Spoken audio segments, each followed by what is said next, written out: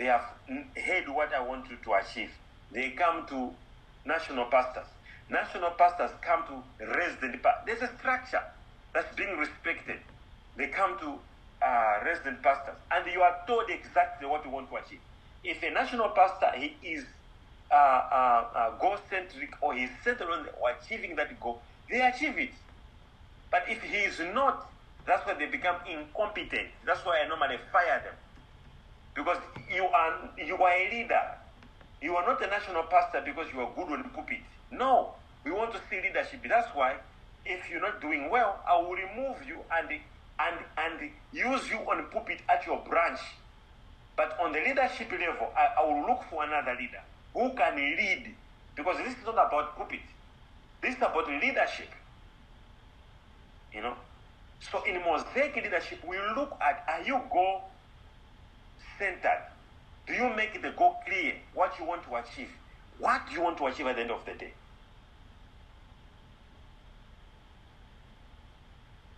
So we look at, you have to be goal-centered and vision-oriented. You must know what you want to achieve. You need to know exactly what you want to do.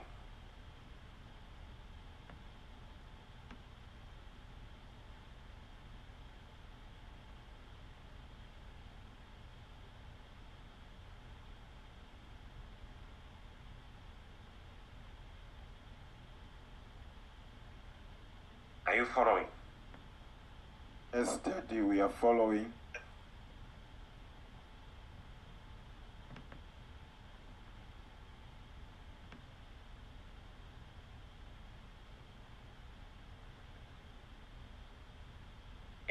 You must fill up, there must be clarity of vision and goals. Please, clarity.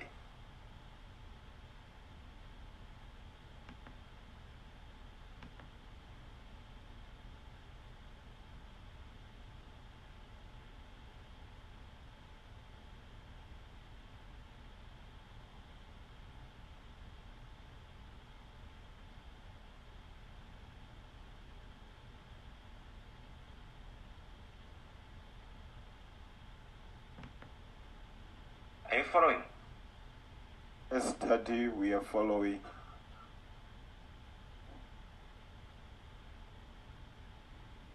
All right.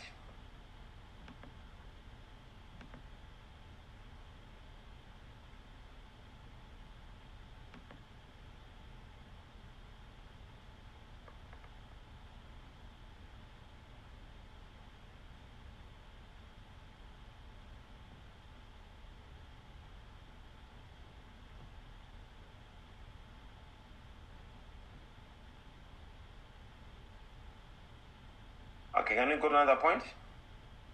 Study.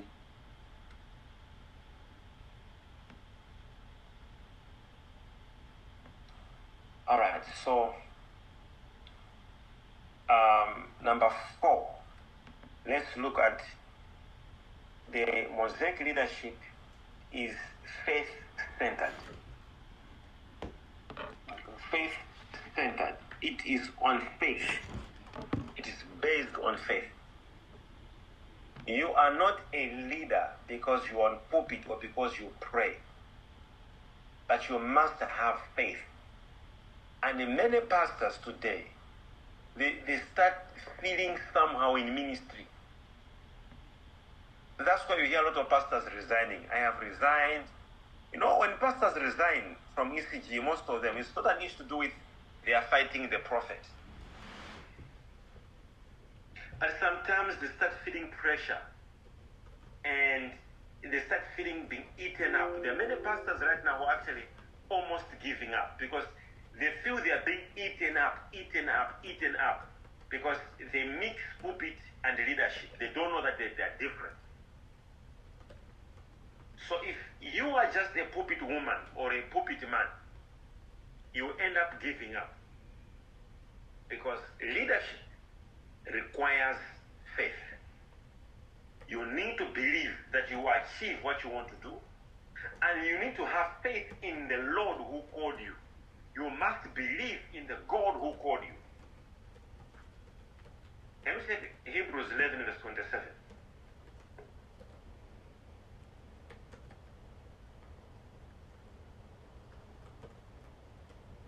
Hebrews 11 verse 27. By faith he forsook Egypt, not fearing the wrath of the king, for he endured as seeing him who is invisible. He left Egypt by what? By faith. Now, Egypt is a place of what? Affliction, right? Yes, Daddy. It's a place of suffering. He took the people out of that condition by what?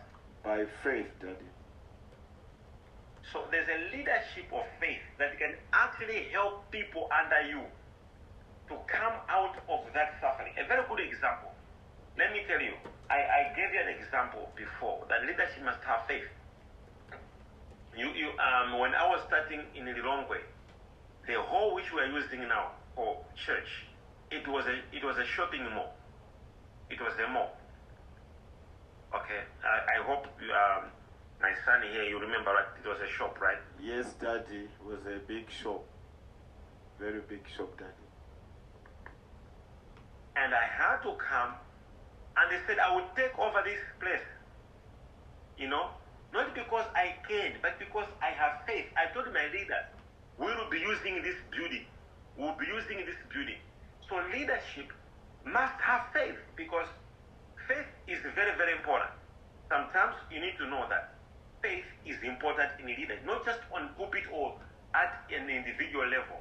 We hear the scripture says he managed to take the people out of bondage because of faith.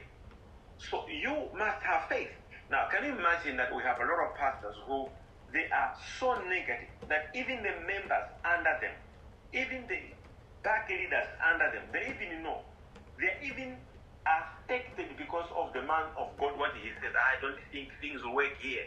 I don't think this branch will ever grow. How dare you? How can you say such words? Oh, I hear. Oh, I'm here. You are so negative on the people you have come to redeem. You are so negative on the place you have come to turn around. How will you turn it around?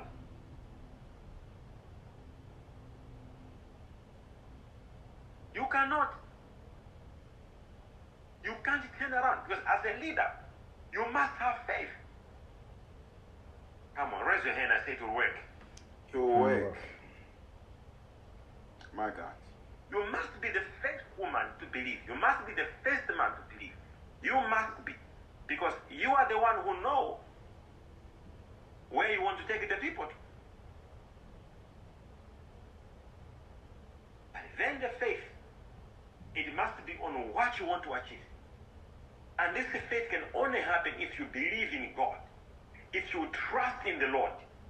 You need to entirely know that God called you. If you don't know that part, I promise you, you will think you are there all alone. But you must know that if, I've told so many pastors that they should stop pulpit. Maybe you don't know. I've told so many pastors that you're not a pastor. Focus in business. I've told you so many. But if I'm still seeing you here and I'm not telling you that you're not a pastor, it means you're called by God. My God. It means God called you. So, can you imagine that you have got God with you? God called you. Don't God. So imagine it that you have the calling, and God really call you to go and suffer. No, you will come out. Believe in your calling. Yes. Push the calling. Yes. Push the mission. Yes. My God. And the people under you, can you imagine if Moses in the desert, in the wilderness, and he is the first one to say, there are many problems. I don't think we guys will arrive in Canaan. Can you imagine that? He says, the Egyptians you see, you shall see them no more. My God. My God. He said, be still and know My God. I am the Lord. My God. He says, God will fight for us and we shall hold your peace. My God. A leader must have faith. My And God. remember, it is a mosaic under prophetic leadership. You impart that in the people. They have faith too. My God. That we will do it. We will buy the instruments for the the choir, My who God. will buy the speakers. They have faith too. My Who will God. build a church. They've got faith too. My God.